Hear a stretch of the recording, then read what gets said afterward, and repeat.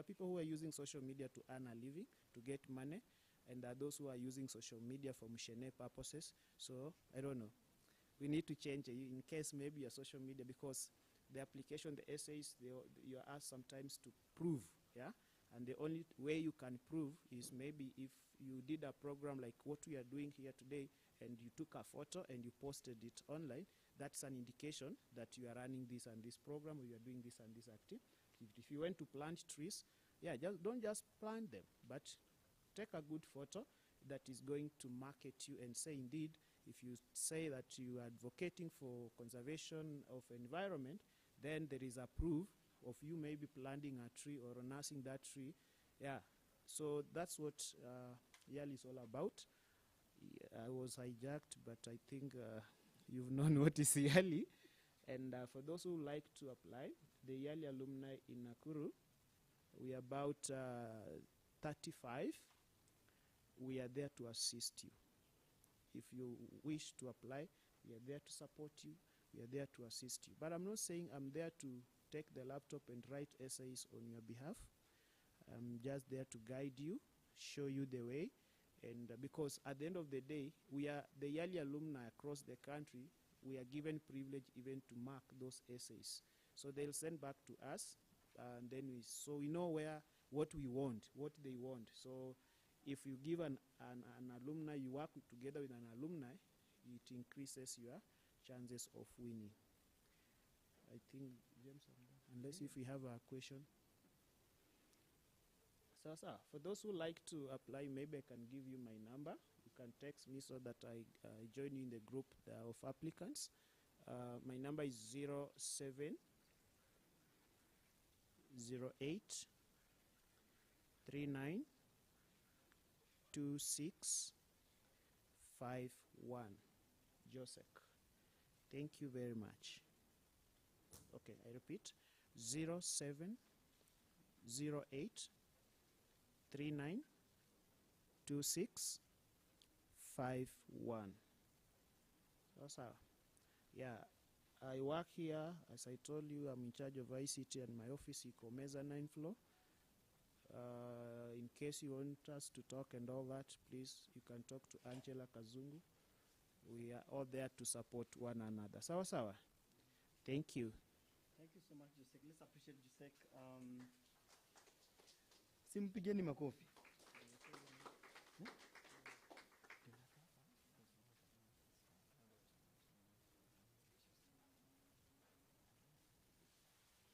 Okay, thank you so much, Josek. Simepata a lot of things that happened here, and you've had all our partners from Ajiri, CoiLab, Social Change, we've had Midrift, I mean, all this is here for you. So, and why we brought all these people together is just to us to have a conversation. The fewer the better, so that now we can explore these opportunities. And I'm also glad my director is here. Unajua watu wanasemaga our director. Mi napenda kusema my director. He's our director for the youth. Thank you so much. Let's appreciate director. We'll give him an opportunity when the boss arrives. So hata yako darasa. Yeye alisema sitaongea nikiwakuta mkiendelea. And can I say something? Can I say something? Sijalipo kusema hii. Unajua hii ile unasema it's not off the hook, it's the truth, eh?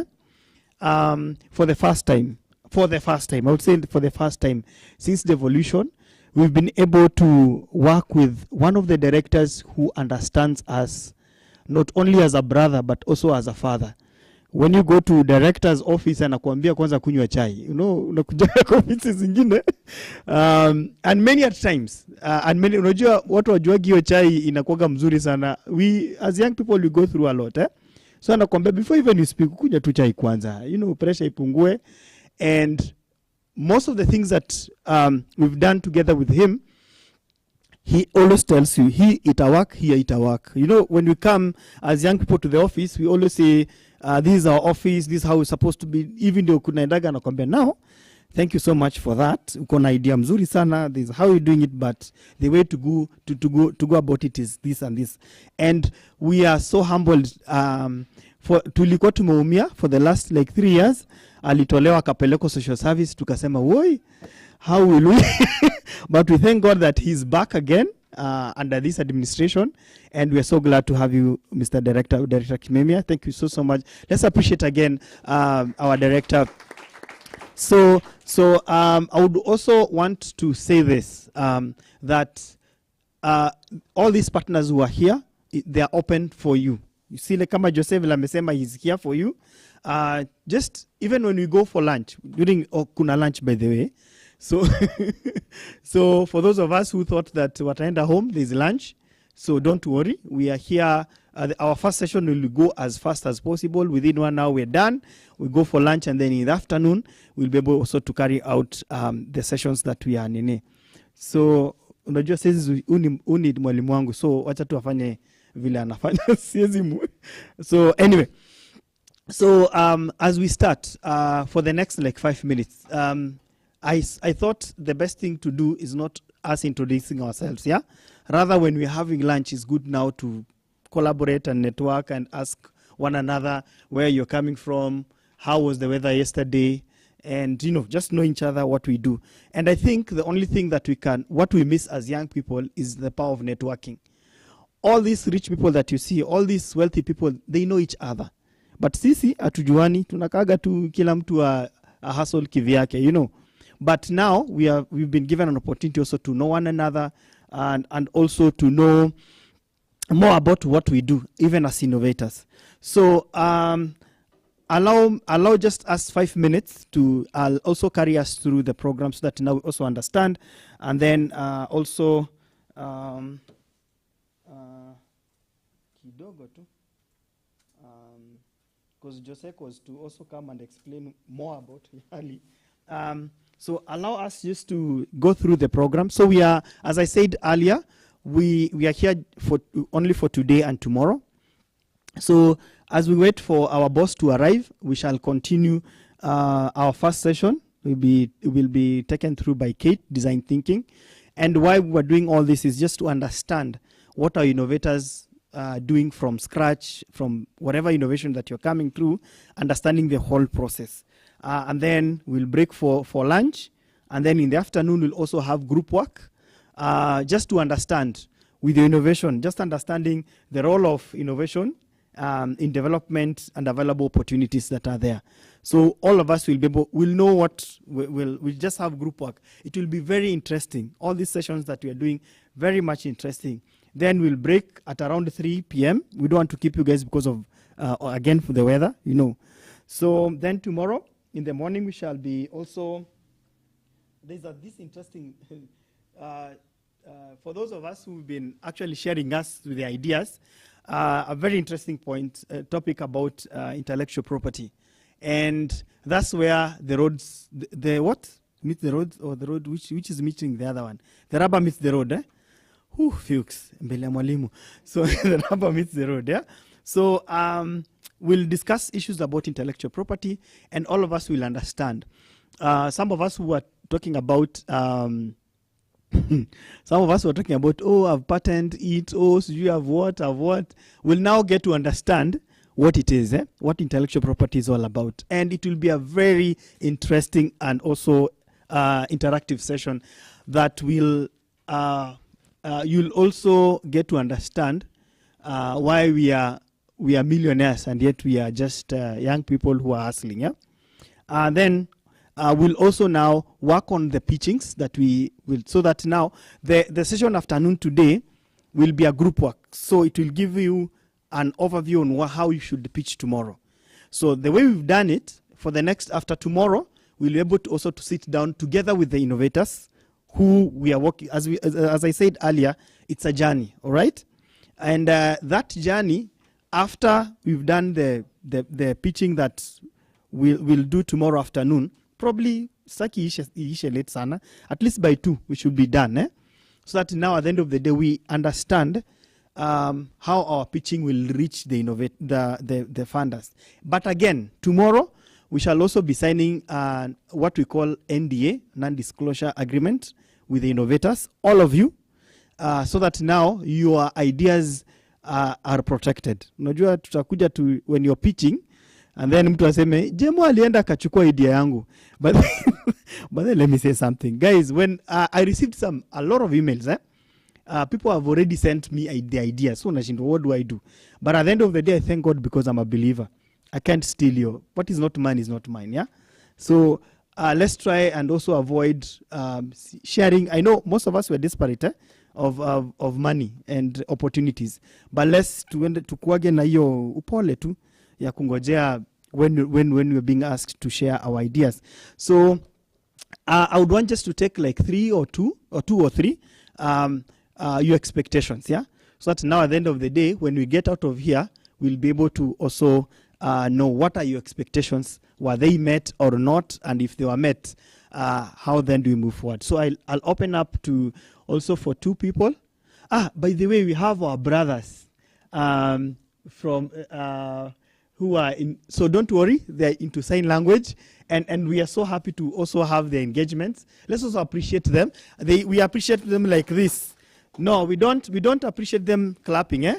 We love you, our brothers and sisters, and feel at home, and we are so much happy to see you guys participate in these innovation sessions here at American Spaces. So ningependa, I needed like 2 or 3 of us just to say what the expectations are, and then we begin our sessions. Yeah. Anybody with an expectation?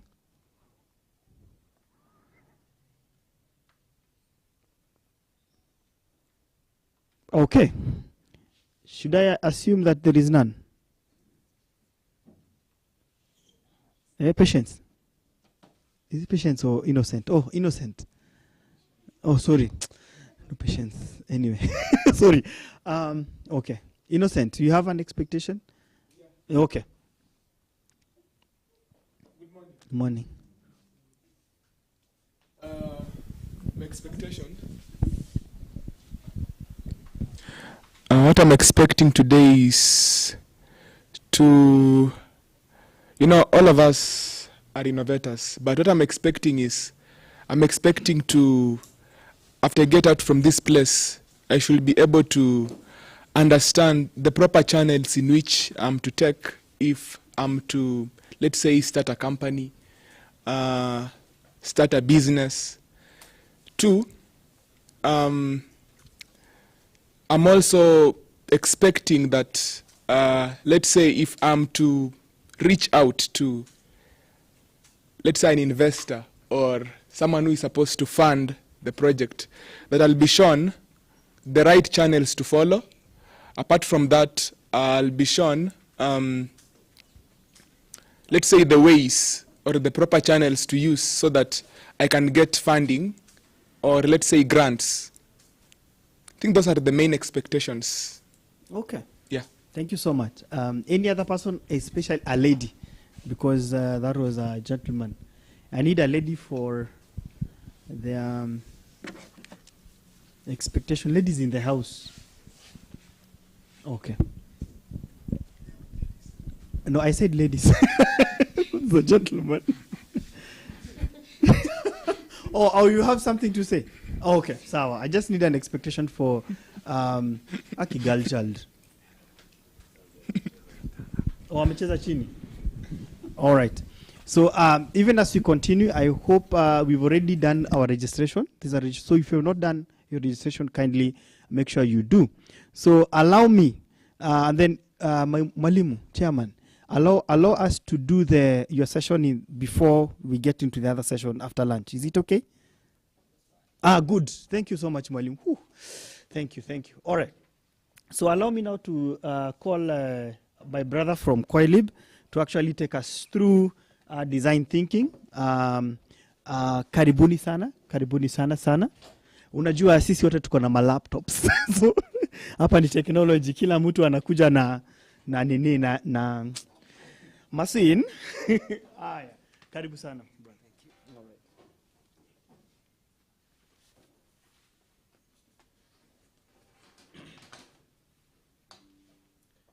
Okay. Now. I think we're almost 12 minutes away from noon. Sindio? So now that you guys decided to be very reserved, I think we can stand up kidogo. We do an icebreaker because I'm seeing we are all gloomy, feeling cold. So let's stand up. Stand up. Normally, we usually have our professional icebreaker called Billy.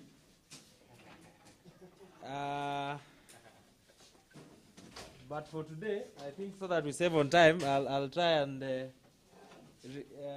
redo what he has done before. So when you do as I say, you don't do as I do, right? Hey, are we together? Tuko pamoja? Ama we are having a language barrier, tutumie Japanese. Okay, so now all of us know fruits. Sisi wote tunakula matunda. So there is mango, there is pineapple, there is oranges, and what other fruit do you know? Grapes. There are bananas, so we'll use bananas for today. Okay, so when I say oranges, you move one step forward. So create some space, create some space. So when I say oranges, you move where? One step forward.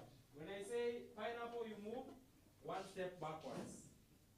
Tuko pamoja mpaka hapo? Okay, let's try. Oranges, pineapples. Okay, tuko pamoja mpaka hapo. When I say bananas, we move to the right. Your right, not my right. Are we together? So let's try again. Pineapples, you move to the right. To the right. Sorry? Pineapples. Oh, sorry. Okay. Okay, let's try again.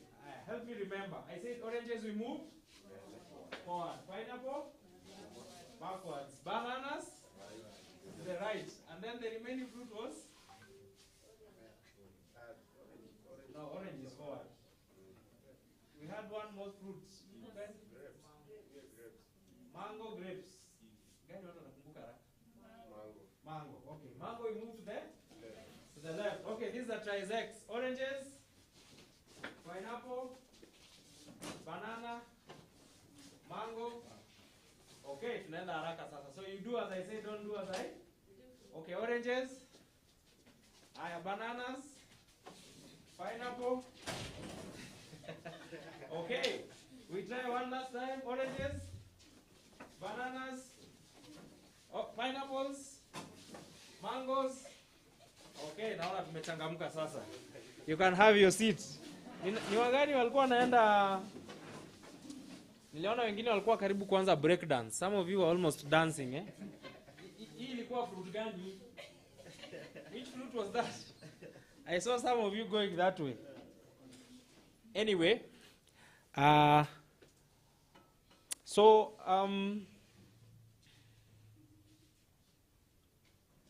what's the first thing that comes to your mind when you? I want this to be an interactive session. This is not a lecture. This is not a lecture. It's not me telling you. It is us having a talk together. So what's the first thing that comes to your mind when you hear the words design thinking? Volunteers, before I start volunteering people. Volunteers. Okay, how many of us have heard of design thinking before? Munalenga, mnajua the next question nitawaambia ni nini ndio. Now, those ones are safe for now. So sisi wenye hatujasikia, what else have you heard? Or what comes to your mind the moment you hear design thinking? What comes to your mind? Start volunteering people. Now, start volunteering people. My brother seated next to my brother. What do you understand by the word design thinking? Or what comes to your mind when you hear design thinking? Design thinking, according to me, I understand it as a way person can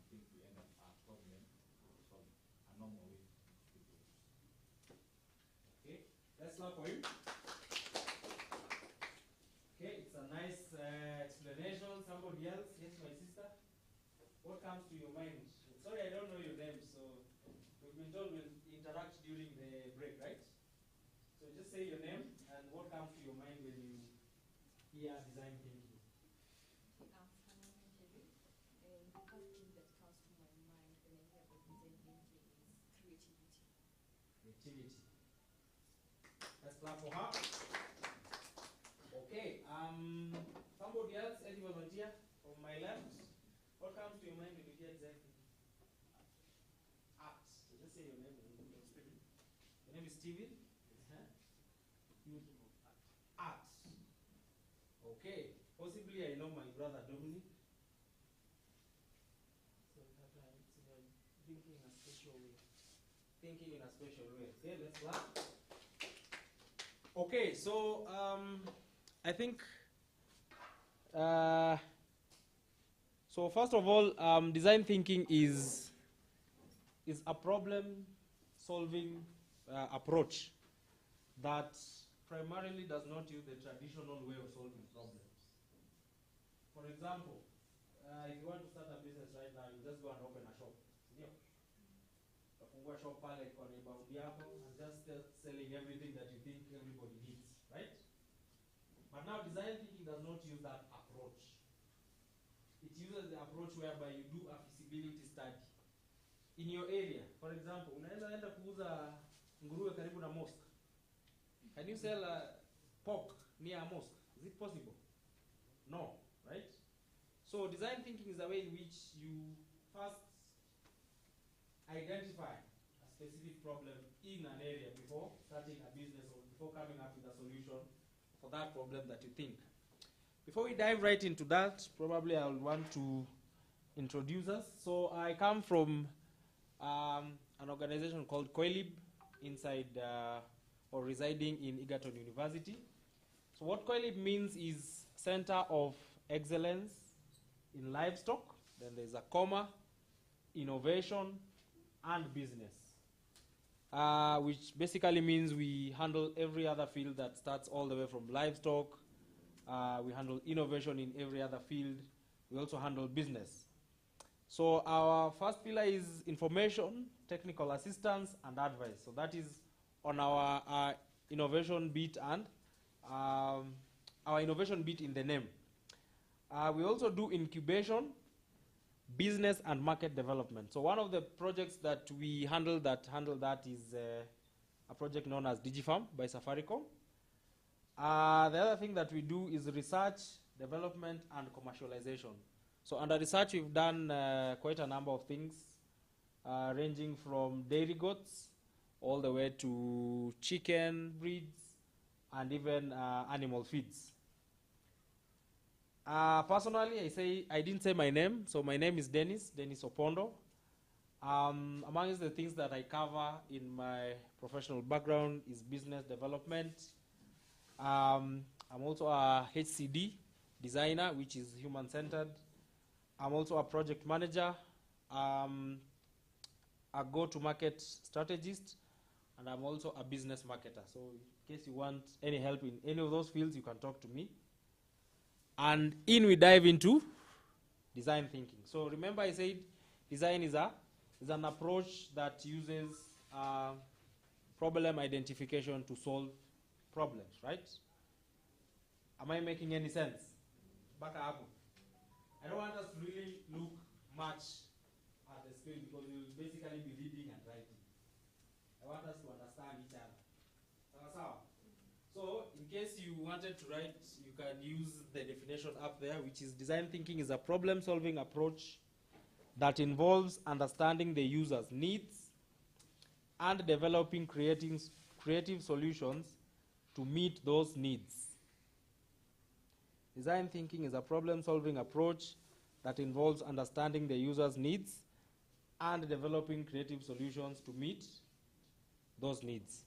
So design can be grouped into many forms, but the most common ones are normally user experience or customer experience.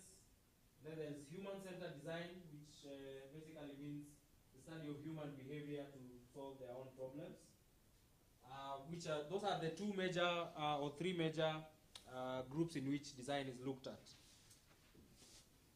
So design has 5 major pillars, which are empathize, define, ideate, prototype, and test. Now, I want to believe I'm talking to innovators, entrepreneurs, business owners. Some of you are even investors, right? I understand some of you have ideas that they want to pitch to investors, or have already pitched ideas to investors. How many of us have already pitched ideas to investors? Wangapi washawahi kutana na investor ukamwambia idea yako? Nice. Okay. So, using design in your ideas, one, you must understand that you cannot patent an idea. Are we together? You cannot patent an idea. Why? Because it is still an idea. So the same thing, but the way to make those things is different. So we all have all these varieties of everything. For example, let me pick a very basic example. Pens. How many biro pens do we have? Without mentioning names myself. Which one are you using? Obama. Which one are you using? That was a pencil. See, all those are pens. And they're writing materials. Kuna big, kuna a lot of them. So, you cannot patent an idea. For you to patent what you will call your idea, you have to come up with something, which we will call the prototype. So the prototype, when we get there, we will understand more about what the prototype is. So in the first, or in the 5 pillars of design, you will move step by step until you get to something you can call a product. Until you get to the product stage, whether it is working or not, that is when you can now patent, because it is something work in progress. Are we together? Tuko pamoja ama tulipoteana? Tuko pamoja? Okay, I'll start volunteering people again. Okay, so on our first pillar, under empathy,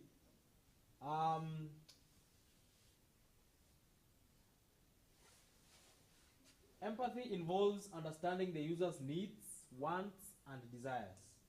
It is crucial to the design thinking process because it helps designers to identify the user's pain points and develop possible solutions that meet their specific needs. Remember, from our definition of design thinking, what did we say? What is design?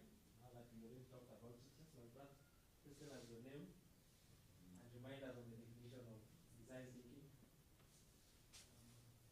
I'm Bahati. Yes, perhaps. So, design thinking, from what I took the process where we talked of, first of all, we empathize. Then from empathizing, we define, we then ideate, we then prototype, then we test. I got the process. Close enough. Yes, my brother, what did you understand from design thinking? My name is Masharia.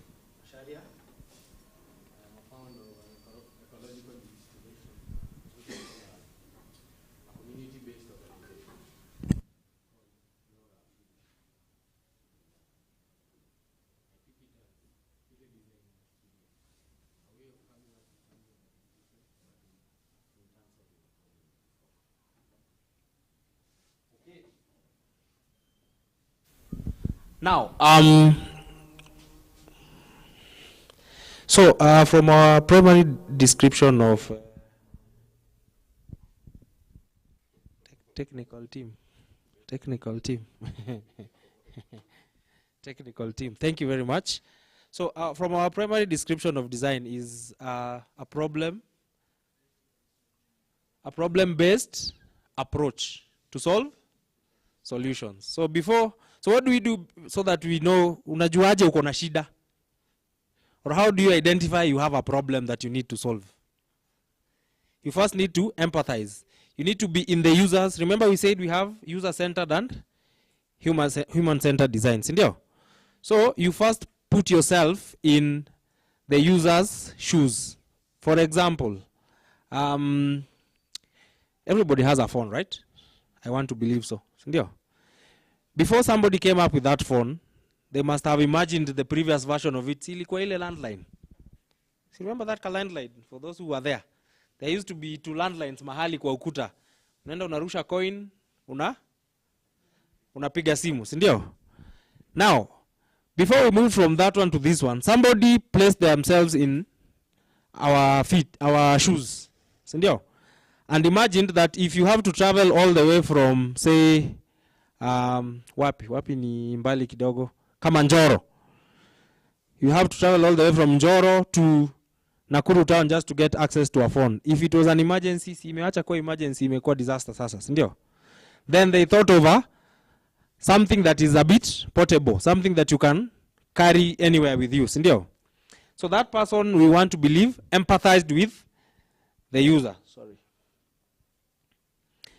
So empathized with the user. So for you to understand your problem, you have to put yourself inside the user's shoes, si ndio?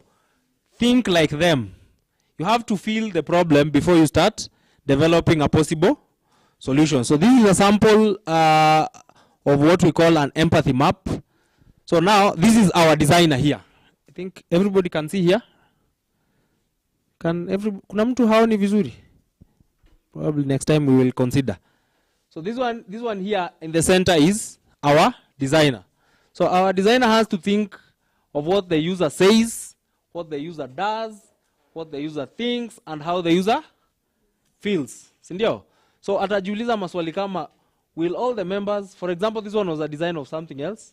So this one was a design plan of a staff party for an organization. Are we together? So alijiuliza kwanza, what are the staff saying? Will all the members come? How long will it have to wait? Where should I start? Is this expensive? What do you think? Are we together? So, and then the staff will think, will it arrive on time? How much time will be left?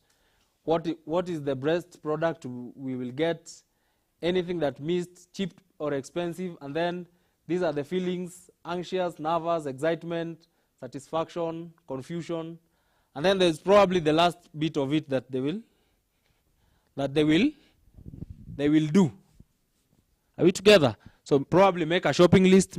For those who are employed and you go for staff parties, kuna wengine watataka kuenda na Masai attire, wengine cowboy attire. So probably they'll do some shopping for both themselves and for the party. They'll make a budget. They'll compare prices, compare products, make calls, and visit and confirm the venue of the activity. Sawa sawa.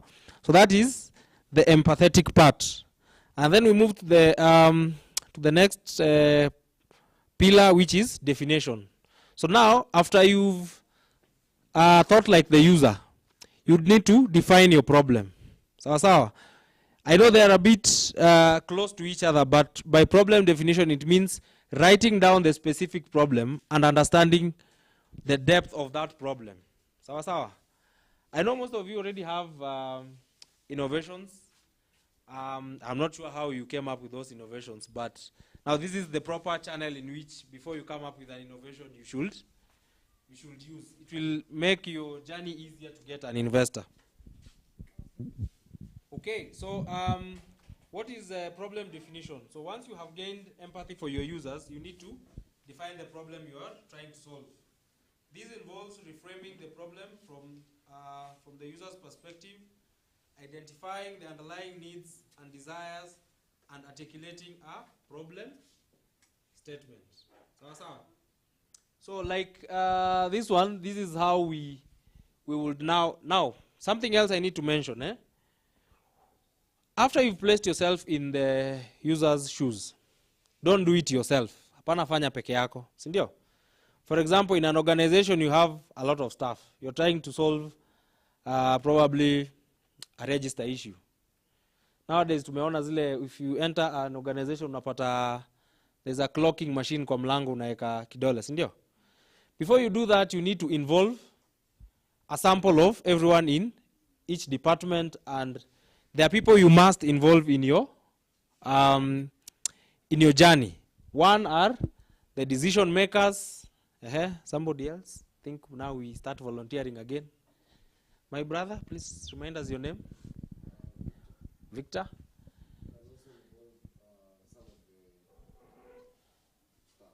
Yes, some of the staff.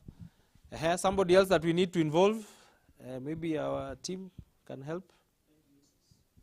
End users, which are probably the staff. There is a very critical person we are leaving out of this. Yes, Dominic? The receptionist, yes. The problem solver is the designer, so yes and no at the same time. IT. Remember, it's a technology equipment. You have to involve the technical team. And then there's one more team we are leaving out. We've involved 4 major: decision maker, the staff, we have the receptionist, which is still the staff, we have the IT person, and there's one more person we are leaving out. Actually 2. So our finance, yes. The finance person, yes, my brother. The security team, yes, yeah. They're getting more. There's one more person we are leaving out. One very critical person. Yes, my brother?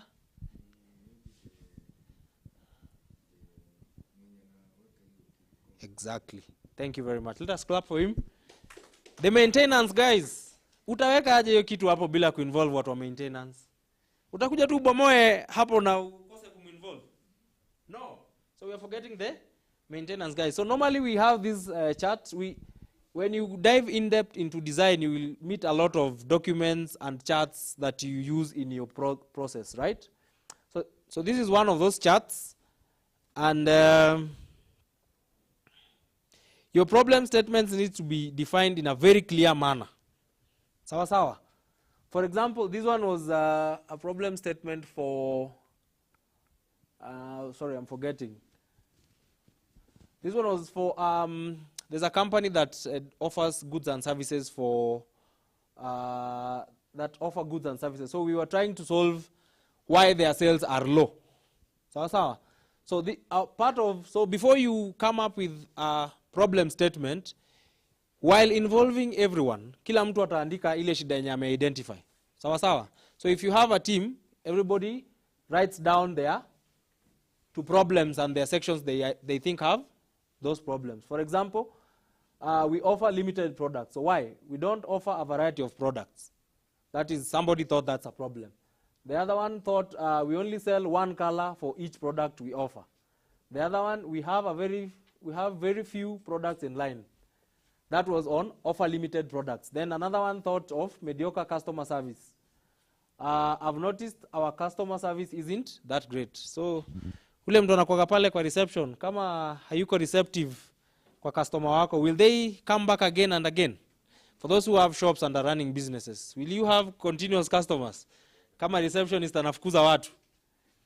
And then there's also, all these were questions that were posed to a sample of the employees, right? So also on the store location, because they had warehouses and physical shops.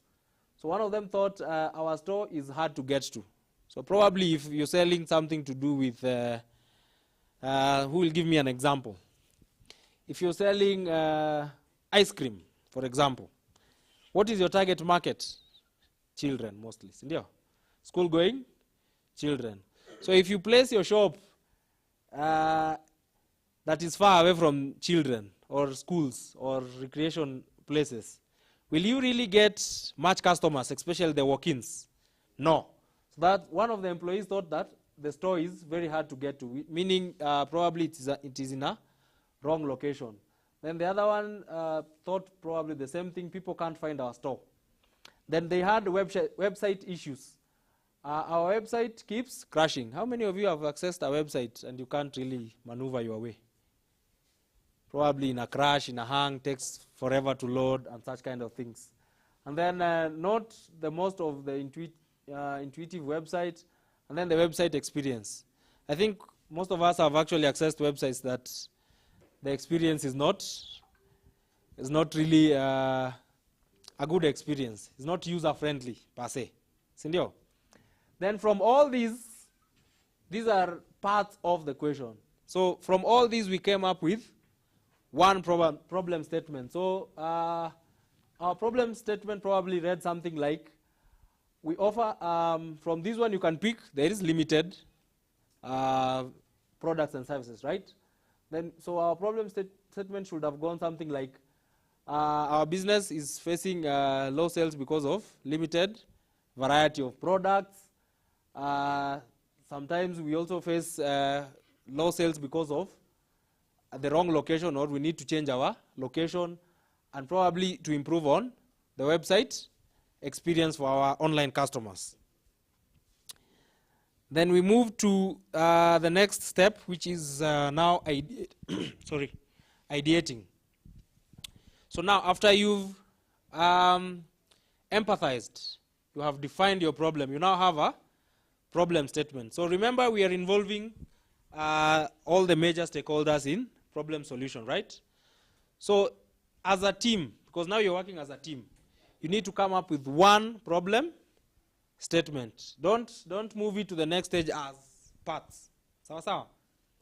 So now, when we get to the ideate stage is where now you start getting ideas. This is normally more or less like a brainstorming session. So I think, I want to believe everybody understands what a brainstorming session is, right? It's where we come up as a team and kila mtu anatoa idea yake kulingana venye anafikiria inaweza solve your problem. Sawa sawa? So for those who are writing, this is the brainstorming phase where you generate a wide range of ideas to solve the problem. The goal is to generate a large number or a large quantity of ideas without worrying about the quality at this stage.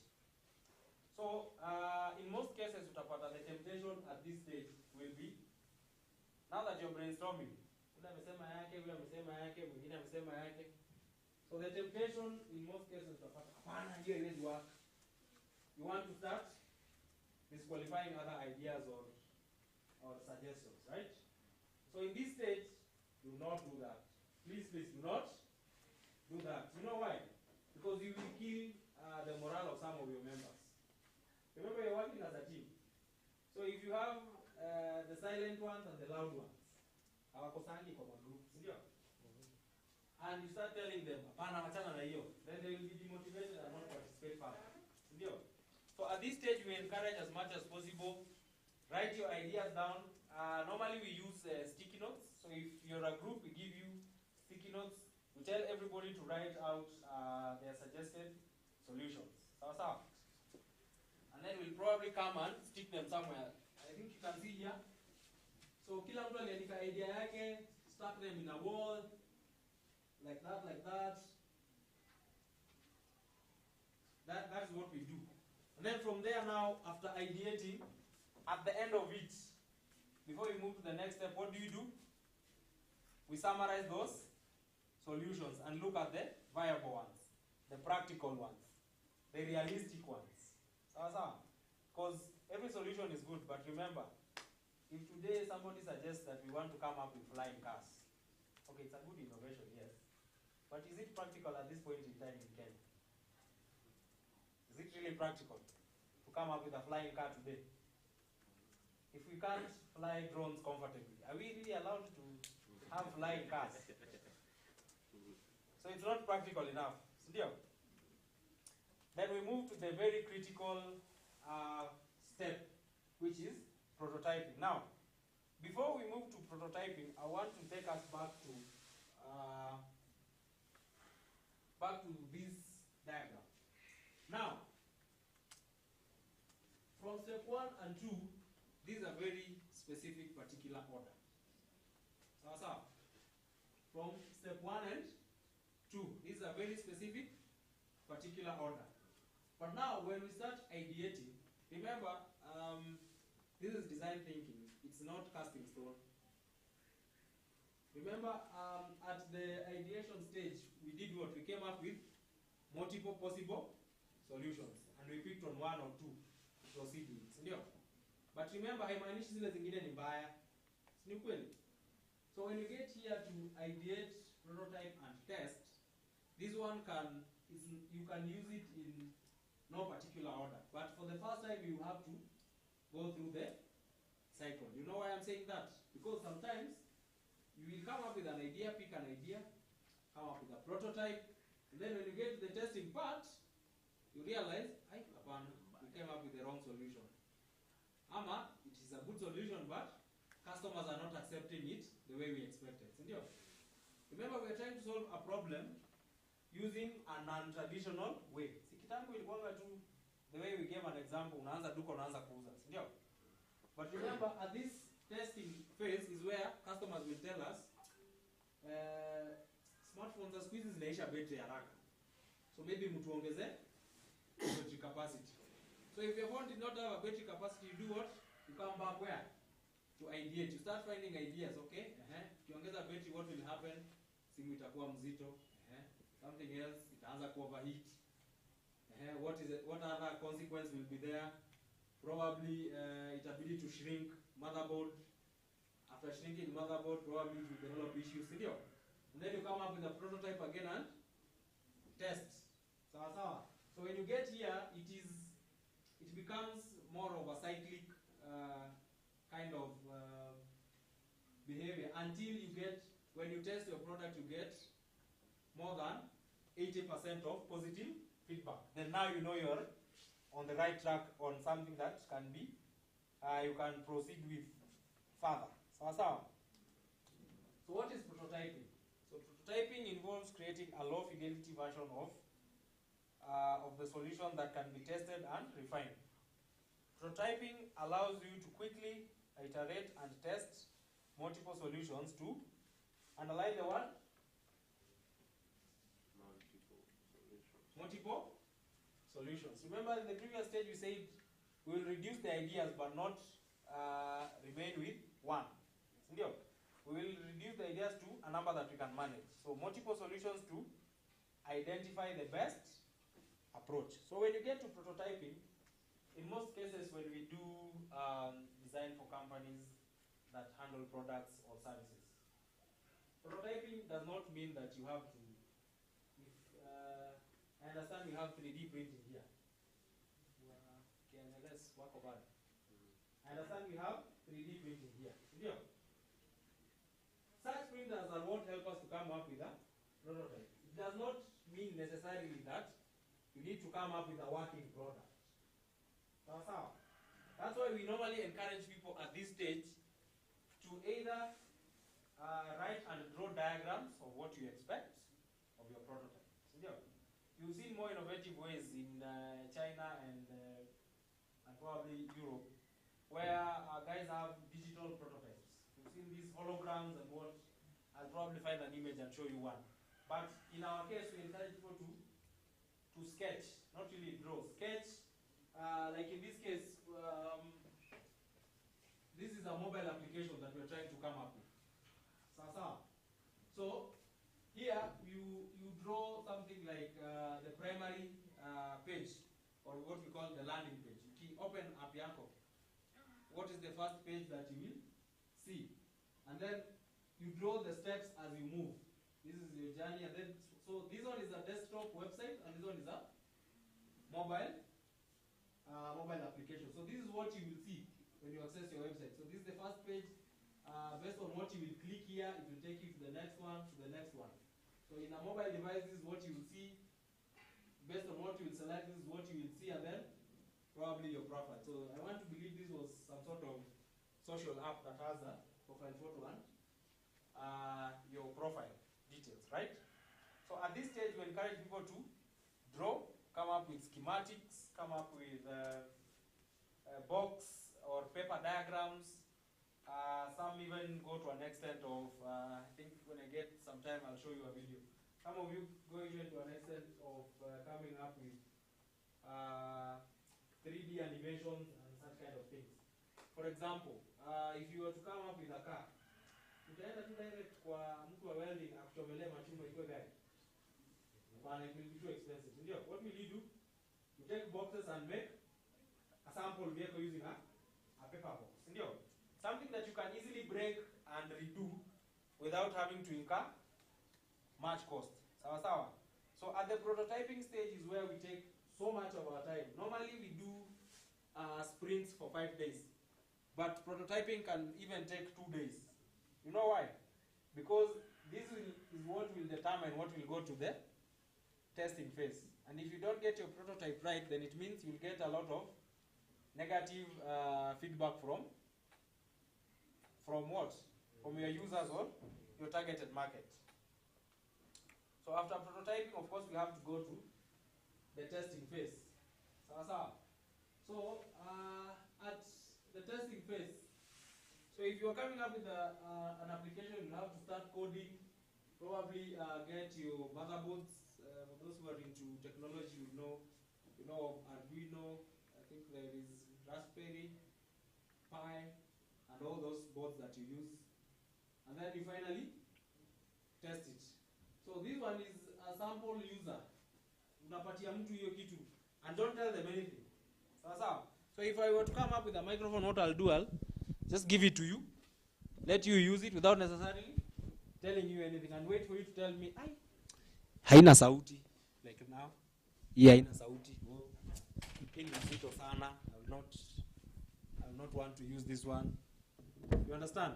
So at the testing phase, you just give it to the user or give it to the targeted person with no comments and sit back and wait for their feedback. Because the feedback that you get from the testing phase is what determines your improvements or your final changes to that what you are prototyping. So normally we encourage people during the testing phase to do what? To have a checklist. So you need to have a checklist with you. For example, if you're coming up with a mobile application, you come up with the checklist. The first thing that will be on that checklist is volunteers. Masharia?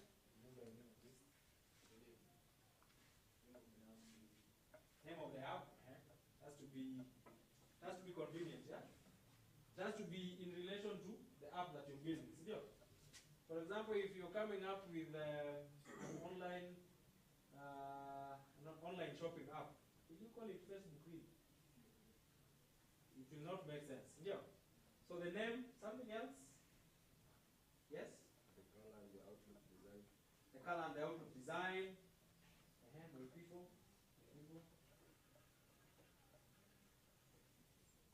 Now that you volunteered yourself, what else will you look at? Branding. Oh, nice. In general branding, yeah? Yeah, you also look at your logo, the colors that relate to you, your vision and all that, right? Okay, that's also good. Something else that if you yes, please? I think, for example, in terms of when you are developing an application and all that, you need to factor in the end users, the customers, and therefore we may talk of user-friendly.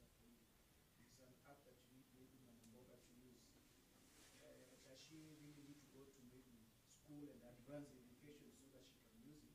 Or you can just maybe take 5 minutes to tap and tap here, and touch here, and click and choose one. So user-friendly is also very, very important. So the interface. Yes. The interface that meets the customer. For example, most of us use mobile money. Kuna apps za mobile money. This is not a paid app, so I will not mention names. So all of us use mobile money. What is the first simple? I think it was a journey that took quite some time before they got there. So nowadays when you open your app, it is very simple. Send, withdraw, and all that. So make sure your app is straight to the point. The interface communicates directly to your targeted user. For example, when you're talking about branding and your colors, if you're making a children's app, what is the primary thing to consider if you're making a children's app? For those of us who have encountered siblings or younger children.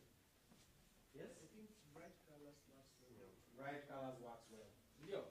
Because mtoto watakuwa attracted easily na colors and blinking things and moving items, all that. Ndio?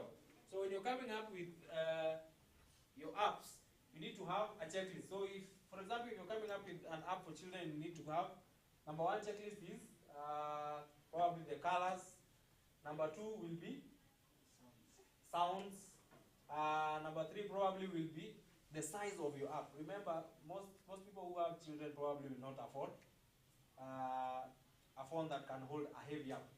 So you will also need to consider, for those who are in technology, you can advise us here. You also need to consider apps that are very light, can accept any smart device. There are normally those limitations of this app cannot install on this phone because it has a lower version of something else. Right? So those are the things that you need to consider. So when you're doing your tests and you interacting with the customer or the targeted end user, have your checklist with you, or probably you can issue the checklist or the questionnaire to the customer, so that they will tell you here it's good. Normally, if there are many, we use the scales on a scale to 1 to 5. But if you're interacting with a few number of customers, you can probably use words, good, suggestion, change. Those are the information you can gather easily and make sense of them. So up to there, nani alipotea? Who got lost? It's okay to be lost. We can. That's why we are here. You guys are innovators. You need to understand where you're heading. Nani alipotea? Mpaka hapo. So we are together, right? Okay, we are at the final step. Just add something on the test. Yes, please. Sometimes in apps, there's something called the beta test, in which, for example, before Chrome it okay, you had the beta version. In that, first of all, you had the early version in which people used it first, so that they could see what could be corrected, what could not be corrected, what could be added. So we have, in testing, you can also have where a situation where now the consumers will be involved in the decision making of making now the final product to be better. Very nice. So more or less like a feedback phase, right? Something like a sample product that you issue directly to the customers for them to interact with before the final version is arrived at. Yeah. Okay. Very nice. Thank you. Any suggestion? Questions? Yes, Masharia?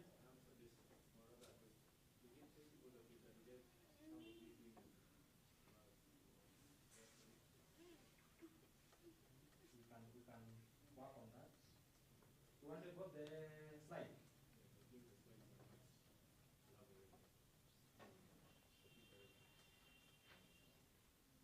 Normally we avoid sharing because it's an interactive session. So when you read about it, you might get lost in my thoughts. Okay, nice suggestion. Any other question? Yes, please. Maybe it's not really a question, maybe just to add on what you saying, especially on the aspect of empathy. Maybe for us to empathize well, it's always good when you go and interact with the people so that you wear their shoe. And this can be done probably by observing what they are doing in that community, for example, maybe by having a conversation with them, that's maybe an interview, just to interact with them, know them so that you can really understand the pain. Because now we are trying to solve that pain, that problem, and it's always important when in the whole design thinking, the user come first. That person, we are designing it for whom? Because it is not us. Because we realize in many people when they design it, most of them, they think of what they want, they think of what they think is good. But you see, it's not about me. If, for example, I love wearing official attire, it doesn't mean that everybody would love that. So I cannot really design something that will suit me, that I'm designing for that user. And therefore I have to wear the shoe of that user. And for me to know what this user wants, I have to walk there, interview, talk to him, observe what is happening there so that I can really have the real feedback and empathize with this user. Okay.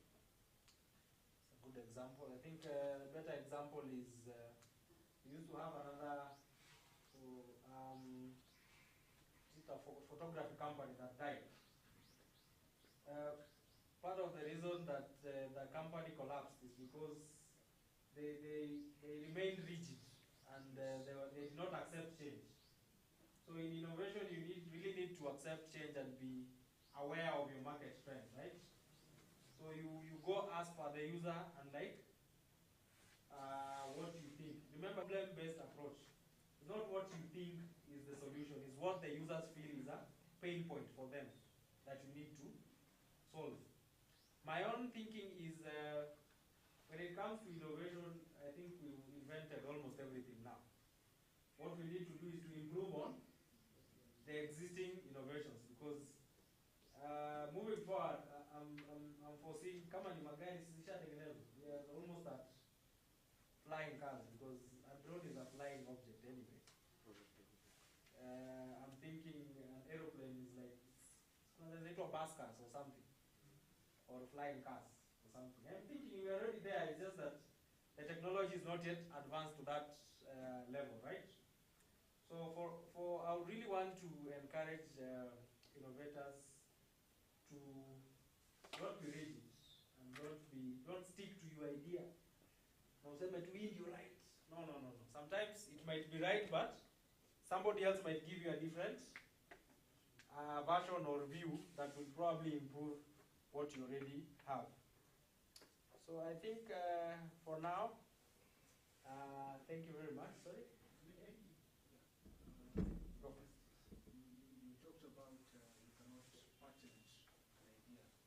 Yes. What other ways can you safeguard the idea from being stolen or competition?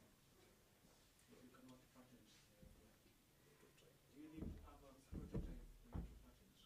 Yes, we need to have a prototype. So in many cases, especially when we were looking for innovators for this particular occasion, some of them asked us of, I have an idea, can I come and pitch it? And we told them now, the people who will be there, it's an open forum. If your idea gets stolen, you will come back to us crying, and you really won't do much about it. So in most cases, or in some cases I've advised people, you just go find a box and a paper punch and some staples, staple something, write a document, write your idea down, go to, I'm forgetting the name of the body. Go to the body and register it as a product. You need to have something tangible, something that you can call a product or a product in progress. Because the moment you tell your idea to somebody, what evidence do you have that it was your idea and not the other one's idea? It becomes a chicken and egg situation. Fear and say, huyu alisema, hakusema, ni mimi nilisema.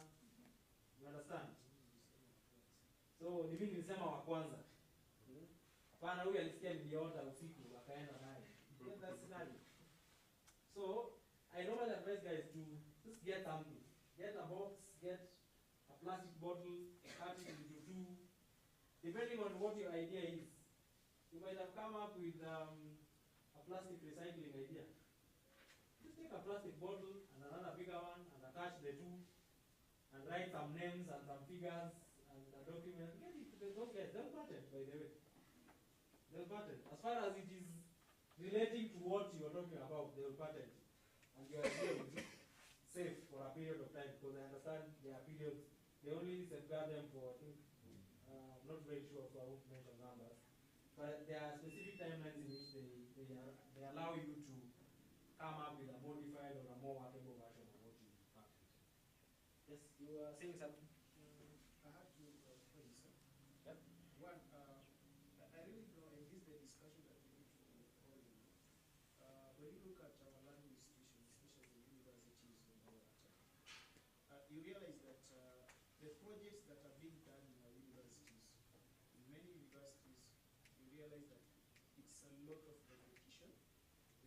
lot of copying here and there, and there are no innovations and all that. So I believe, and this is a discussion we need to carry out with the universities, that if we can come up with a human-centered design thinking approach within the universities for innovations, and when we are doing our projects, because we realize that universities, many students, they just go, especially in IT, unapata mtu anafanya hospital management system, something that was done there 8 years ago. No. But we have failed really to think on, because a university should be rated with the kind of research and innovation it does. And I believe that the human-centered design thing, this should be one of the areas that we need to be having a very, very, a good and a great discussions within the learning institutions, and even have this human-centered design thinking be taught in the universities. And the first people to be taught this should not even be the students, but the teachers, the lecturers. They really need to have this, because if we go through our projects, university projects that are rated and all that, and we implement it via the design thinking, then I believe Kenya will become a community in terms of research, in terms of innovations, inventions. My second point, I really don't know, you said you come from, University. I don't know, because I believe the way you say design things and processes, when you go into practically can even take you 1 week. I don't know whether you do the practical part of it, and I know maybe in this case you might not really have that time, but you usually have time when you carry out the design thinking, the practical defining, like when you bring those ideas together, ideating, the storming, you bring them together, people have to go through that process one by one until you come up with a better prototype. I don't know whether you have such. Yeah, so we normally, like the examples I've shown, some of them are actual activities that we did for some companies. That process is normally called a sprint. It's a design sprint, where we interact with the business, understand the problem, interact with and call them the wearers of the shoe. We tell them to mention and indicate what they think is something they need to work on. We don't impose solutions on them. We help them come up with a solution for themselves, because remember, at the end of the day, they're the ones who will again say, this one is no longer working for us, we need something else. So we avoid really much imposing decisions and solutions to companies and businesses. So we just help them walk the journey, lead them throughout that cycle. There are a lot of things that are involved. That is just a summary of the design sprint session. But there are a lot of things that are involved. There is a journey map that at some point you have to come up with. There is a research chart that you need to come up with. There's a session where you come up with questions for the questionnaires. And there's all that involves before we take off, or before the train leaves the station, when it comes to the problem statement. There's quite a lot of things that happen. And yes, we help companies, and we do it on a business angle for guys who can't really practice it or have no idea of how to practice it. I think on the other thing, since I come from, my host is a university, I think I'll refrain from that one. But in my own personal opinion, it's a discussion that is happening on the review and changes to affect curriculums and institutions and the way they think.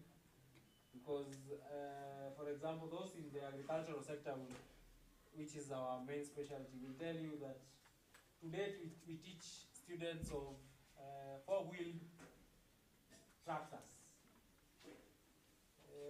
When was the last time you saw a four-wheeled tractor with no roof?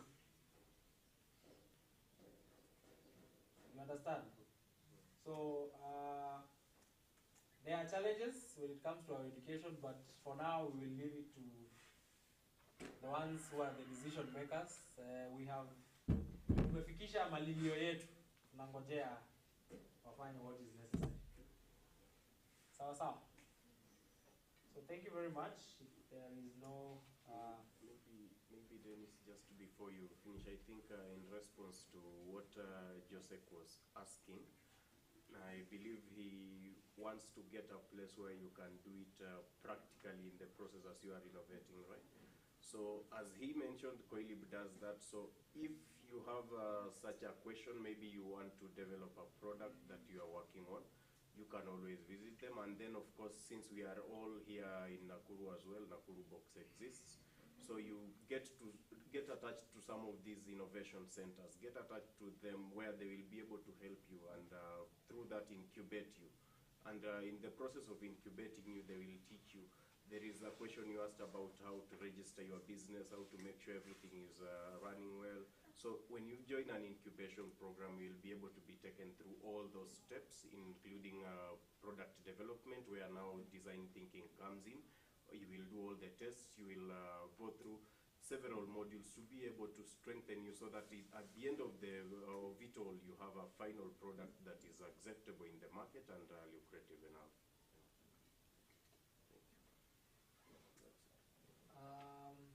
As I see, maybe I'll call in Kate to say hi. She's also in the same field, so maybe she might have one or two things to mention. So thank you very much. In case you have anything further, maybe you can get in touch with me. That's all.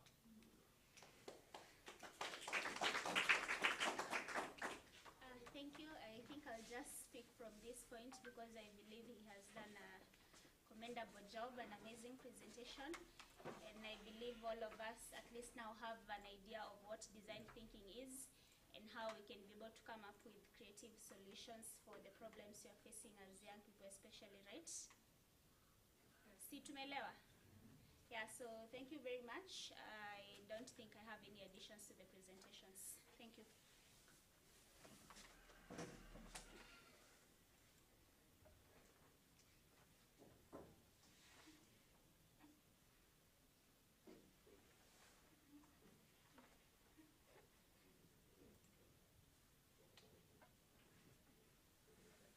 Maybe Billy, you can take us to the next step in the program. Are we going for lunch or? That is what I was just going to take care of. Yeah. But then ni kama mlango imetufanya ile kitu. Mlango amesema tukae huku ndani tumalize kila kitu ndio tukitoka tunatoka tukienda pamoja, si ndio? So I think one of the reasons why we've had this training, I know some of us might be here sitting wanashangaa, okay, tumekuja tumetrainiwa. What is the reason why we are being trained on design thinking? You are innovators, and this design thinking is very pertinent in your journey of developing your particular solution. Whatever your innovation is, you have to make sure that that innovation is going to cater to the needs of a particular user, and it is going to solve whatever problem they have, not just what you have experienced yourself, but does it resonate to the end users you are targeting. So that is one of the things, and I think now that James ameingia, he can give us updates on what step further, because I know we were also to have another session where you will just have group work, brainstorm, come up with ideas, try to pick them, and then see how can we be able to develop on that. So James, karibu sana. Are we learning something? Are we learning something? Okay, have we learned something? Okay, Jose tunanizamea me, my teacher is, when you are in front of your teacher, sometimes you measure what you say, because atakuja kuambia ile nye ulisema, sikusema hivyo, nilisema vingine, you know. So, yeah. So if I would ask, kindly, yeah, this is inatumika. I hope one of us can assist us. I need you to tell me two things that you've learned. We want to be as practical as possible, yeah? Even our brothers here, they will be able to say something, yeah? Everybody has to say something. Yes, what you've learned. What you've learned in that session. So nani ataanza before nianze kusema? My teacher, no. Yeah? All right, so shoot.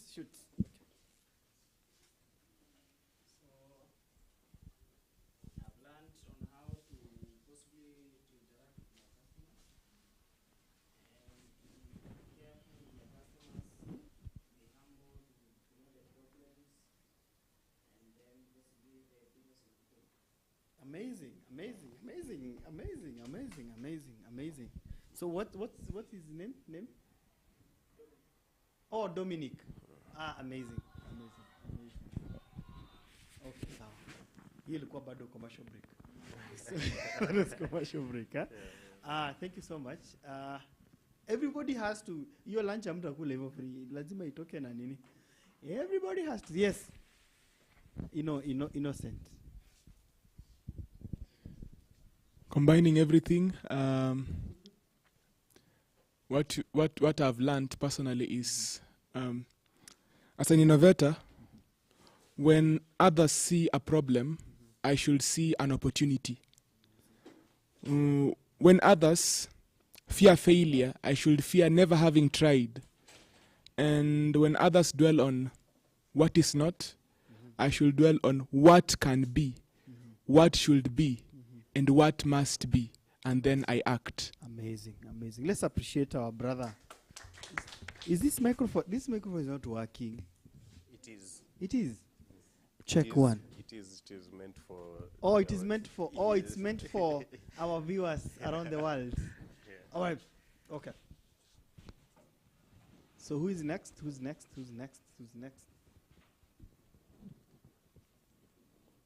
By the way, we are so patient. Imagine we are that patient. Everybody has. Kila mtu alikuwa darasa. See, everybody was in class.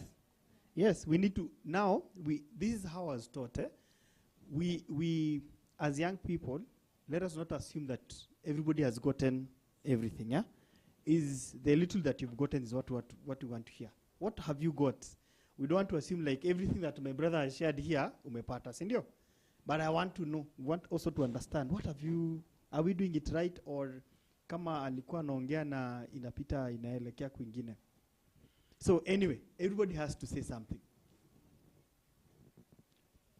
Oh, the easier way is, let's take the microphone round, That will be, sindio? Yes, that will be, yeah. Sasa umeona sasa imekuwa. Yes, everybody has to say something. Ndio vizuri useme before ziishe. Okay, nani aanze? Aya, our brother was to start. Yes. Noja, I love willing people that say I will start, Those are leaders that we need. Yes. It's afternoon already, right? Yeah. I have learned that people, for them to eat, first and foremost, they have to pay. That is okay. Amazing. And then secondly, we are all afraid to speak in public.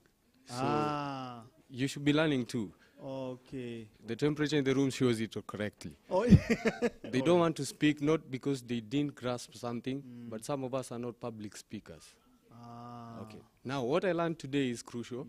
Yeah. We have an environmental conservation organization that we've been throwing away or around ideas, and I've been told I need to get a box or a paper, stamp it together and get it to the people who are, he said the product managers, right? Okay. So I have learned that it is okay to start from empathy. It is processed, but he missed something crucial that I think we should be thinking of. Okay. As far as feedback is concerned, now here where we are, we should look at the type of feedback, right? There is some positive feedback and negative feedback. They are all supposed to build the product to a good end solution. Amazing. So this is Macharia. I think we can now go around. Amazing. Let's appreciate Macharia. I love when someone says proudly like this. But again, I allow me to say this. I know most of us were not public speakers, yeah? But again, if you're an innovator, you cannot, it's more of like, what have I got from this? Just saying like one word or one sentence, just saying this is what I've learned, like the ones that I've shared. I mean, it's not like you say a lot, but I feel there is something you can say. Sindio? Yeah, as brief as the way you are, it's something that we can actually, it assists us also to know what you've gotten from, because I have my team here taking notes on what you guys have gotten. So at the end of the day, it will help us also to evaluate the day-to-day and also help us to better it tomorrow, yeah? So that is the essence of us allowing us to speak. So, yeah, the mic can go around, Yeah. Hello, everyone. Yeah. My name is Stella. Unfortunately, I came in a little late. Stella? Yes. Okay. Stella. Yeah. But so far I've heard about design thinking And I can see there's a Kenya Sign Language team over there. Amazing. So I believe I'm in the right place, and and I look forward to engaging more with the team. Thank you. All right. Thank you, Stella. Yes, yes. Everybody has to say something.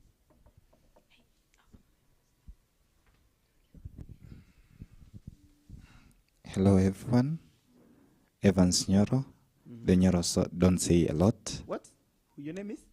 Evans Nyoro. Oh, Evans. And the Nyoros don't communicate a lot. A good innovator, Okay. a good innovator must accept, correct our changes. Amazing. Amazing. You see? Just look at that. I mean, straight to the point. Yes. Hello, I'm Salome Njeri, and today I've been able to learn that most of the ideas get lost because we leave most of them in the idea stage. We do not take them to the prototyping stage. And if we as innovators, we can decide to like take all those important ideas and move them forwards, we'll be able to generate a lot of ideas that can be able to solve the challenges we're facing. Amazing. Amazing. You see the way your voices are beautiful, and you know, alafu mlikuwa mnatunyima tusikize sauti. Yes. Good afternoon. Yeah, My name is Faith Wandia. I've learned the meaning of design thinking, which is a problem-solving approach that involves understanding the needs of the users and also developing solutions to solve them. I've also understood that you cannot patent an idea. Yes, thank you. Si niliwaambia, you cannot patent an? Amazing. Yes, let's pass. My name is Steven Modoi. You can only patent a prototype or when a product is at test stage. Yes, thank you. You can what? You can only patent it when it's at prototype stage or test stage. Yes, yes. Thank you. Okay. All right. Hi, my name is Dorcas Misik, and I've learned today that as an innovator, we should always consider every stakeholder when making decisions, and also we should never discriminate the power of teamwork. Amazing. Hello. Hey. I am Faith. Today I came in late, but I've learned that through design thinking, you can get incubated that will help you to accelerate your business. So there are many opportunities when we talk about design thinking, yeah? Incubation, I've heard about idea, I've heard about prototyping. What else? Yes. Hello. Hello. My name is Hanangiki. I have learned that when I have an idea, I'm supposed to approach the innovation centers so that they can incubate you here. Hi everyone, I'm Naomi Rono. Today I've learned that employing a design thinking process makes it more likely a business will be innovative, creative, and ultimately more human. Amazing. I need also to hear from this side. Eh? Amazing things are coming from this side. Yes. Hi everyone. Yeah. I've learned that I'm supposed to test my products before giving them to the users. Yeah. Okay. Amazing. Kwa hivyo there's something you guys learned. Eh? All right. How to me microphone. So hello, my name is Manuel. So I've learned that the best teamwork is the best. Amazing. Yes. So my name is Lillian. I've learned about that the customers are my bosses. Hey. Though. Oh, amazing name. Hey. Thank you. Uh-huh. So I've learned about the design thinking process. For example, the first one is empathy. The second one is defining. The other one is idea. And then the other one is prototype and then testing. Hey, amazing. The other thing that I also wanted us to get is probably there is a point to Lihata. Then by the virtue of the other person to say it, you get it like, I had missed that point. Mwalimu, kuna kitu ya kusema about the julikuwa darasa about what you've learned? Aya, mwalimu, what have you learned? I think I've been participating, Oh, so yeah. I've learned a lot, and I've met a very great team. Actually, I'm also a human-centered design thinking, and that's part of what you'll be taught at Yale, and also my Yale alumni there. Yes, that lady there. So that's a very amazing work, and I'm sure moving forward we'll team up together and take it to another level. Thank you. Okay. Amazing. So I've sent guys to actually give me the planning of lunch. We shall have it here on this floor, yeah? But we are waiting for the guys to set up, eh? So there is lunch. Sawa. So unajua, with young people we need to make sure that you say the truth, there is lunch, eh? So allow me to say this even as we break for lunch, eh? In a form of a story, what you've been taught here today. How many have engaged with the product PesaPub? Anybody? Yeah? Pub. The Family Bank PesaPub. You've never seen it? See the engagement. See kuiona ni engagement. Who has ever crossed or seen an advert or you've seen, eh? Okay, wacha nisi assume how many have seen that advert of sunaona kusema hey tumeona alafu kinua mkono, you see two. So how many have come across the PesaPub by Family Bank? How many by show of hands? Okay, please make sure that now there's free Wi-Fi here. I want you to engage with that nini. I'm not marketing them, but that idea, it's an idea from an innovation setting like this one. Yeah? And that idea came from 4 young men from JQuat. So it was a setup like this, and now tomorrow I'll tell you how much it is worth. Tomorrow I'll tell you how much it is worth. Mpaka mfeel unaona vile sisi mconscious like it is an idea, an innovation that came from a setup like this, and right now it's changing people's like M-Pesa. An M-Pesa, who knows what an M-Pesa is? What is M-Pesa, if I may ask? Anybody? Okay. Oh, there's an answer here. Oh, okay. He's saying? It's a mobile app money that you can send and receive money. Amazing. Amazing. That's a good trial. Any other person who has an idea on what M-Pesa is?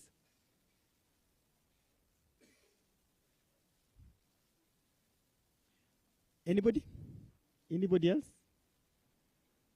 Yes? Okay. Mumeogopa. So M-Pesa, non-M-Pesa, from today. Yes.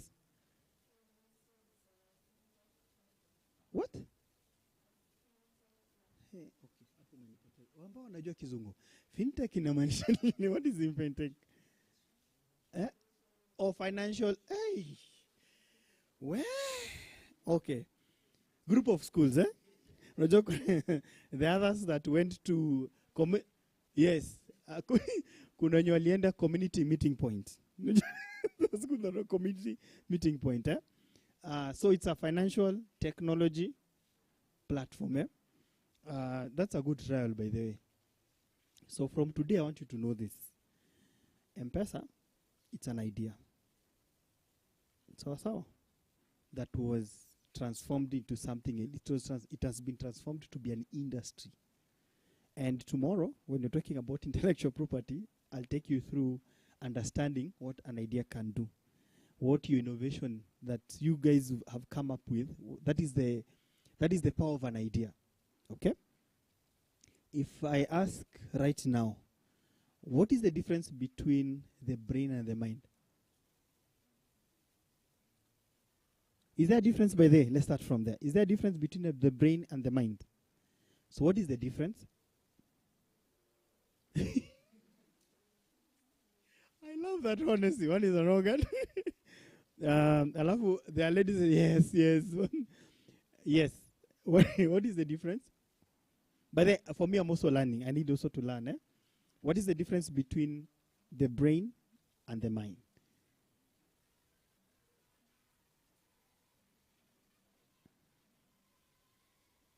Yes.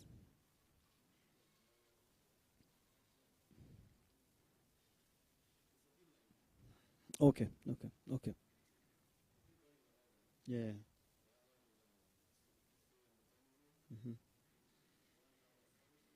Okay.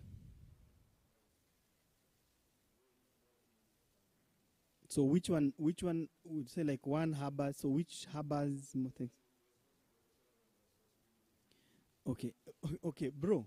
By the enye umechop sana. By the najaribu. By the umesema one harbors. Maze nataka tu you make simple for me to, not even for them. Oh, good. Okay. Which one is the responsible for harboring? So the mind guided by the brain. By the mind. Okay. Today I'll shock you. Yes, with the two. Any other person? Any other person? No. Because we are learning, Yes.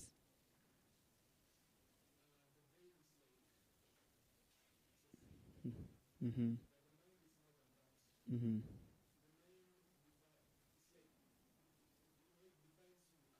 Mm-hmm.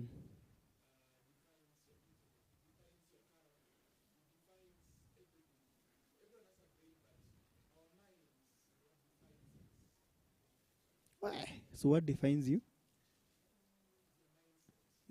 Again. So if we want to define you, will you use your mind? How will you? Yes.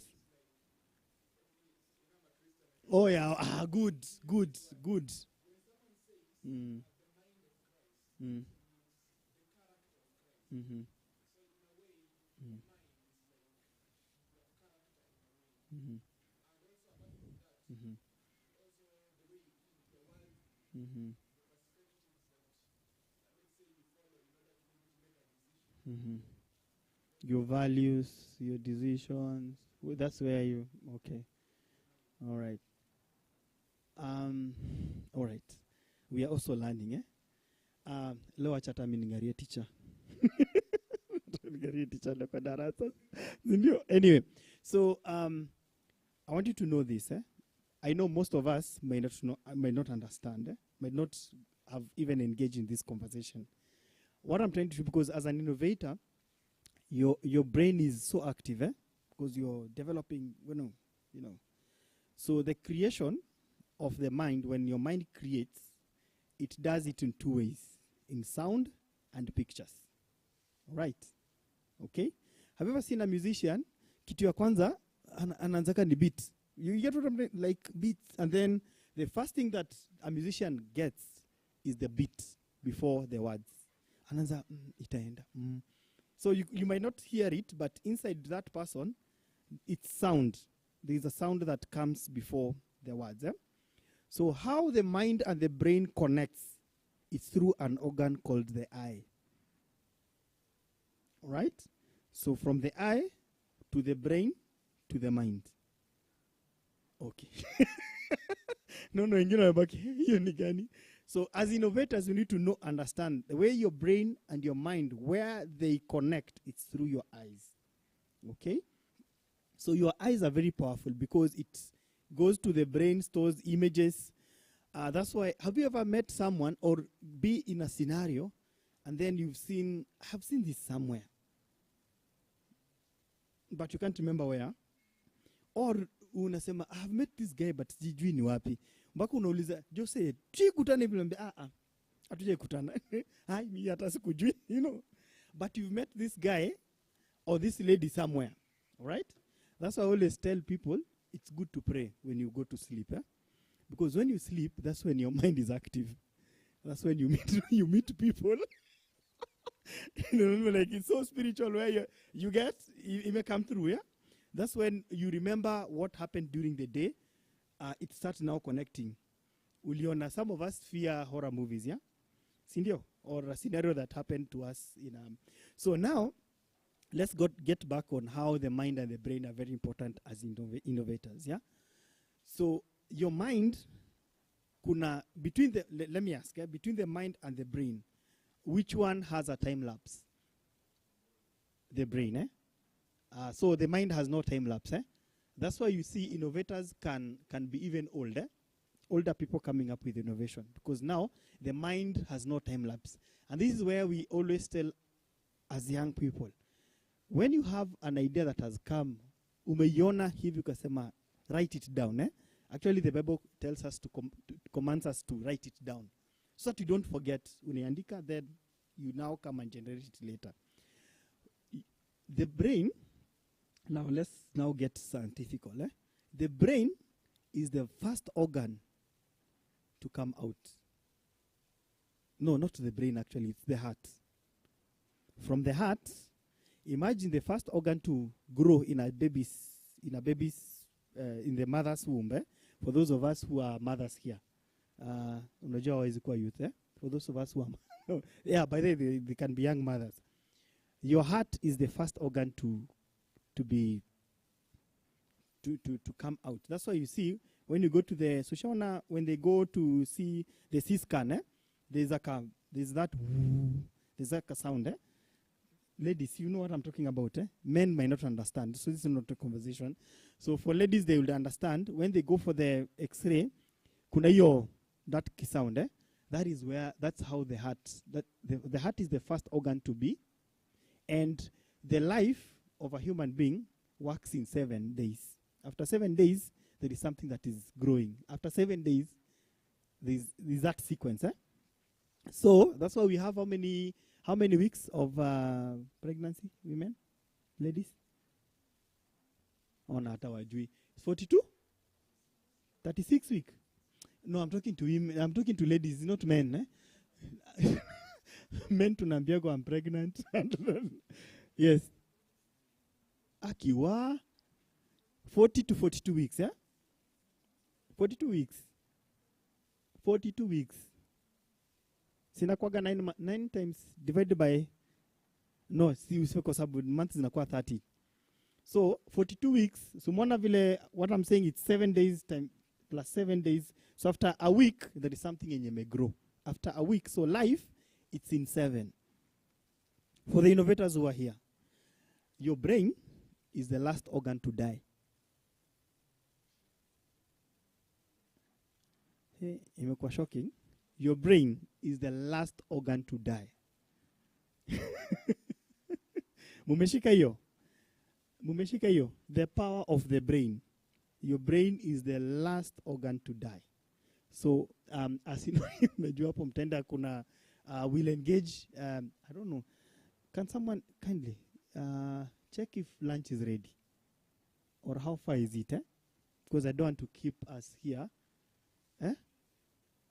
I don't want us to keep ourselves here. Tunaongea alafu wengine wataanza kuniangalia na macho sasa huyu jamaa anatu enjoy tu hapo hivi anatupe powerful words when we are hungry. So, okay. So in the afternoon, we're planning to, as my brother, as Billy has mentioned, we shall be working out in groups, understanding what the design thing, all this they do, and then we shall also be, I shall carry us through innovation in development, because that is our theme for the week, innovation in regards to development. And then now we'll also get into groups, and now make sure whatever we learn, we also do it in the groups. Then now as after we're done tomorrow with issues to do with funding and all that and intellectual property, we'll be able also to now do it now individually. So tomorrow, with your idea, with your innovation, whatever we're going to learn today and tomorrow, probably in the after 11, we shall now come now to back to the pitching of your ideas. Yeah, so I'd like us to also break now because that's when we'll be reporting. We shall break until, we shall be back at exactly 2:15, yeah, 1 hour, and then we continue to the next session. Is there any question before we break? All right, sawa. So we shall break and then come back to at 2:15. Asanteni sana.